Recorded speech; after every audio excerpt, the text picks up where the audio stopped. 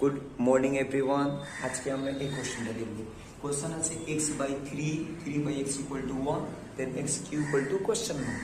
First আমাদের এখানে এই ফর্মুলাটা জানে রাখতে হবে যে a cube plus b cube equal to কত হয়, a plus b a square minus ab plus b square.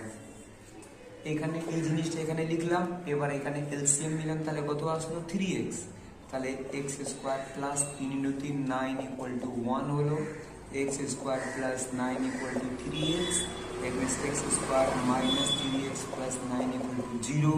এবার এক্স প্লাস 3 যদি বোথ সাইড আমরা গুণ করে দিই তাহলে আমাদের এটা তো ফর্মুলা আমাদের a plus b square minus ab plus b square equal, তো এটাকে আমরা লিখতে পারবো a cube plus b cube equal to 0।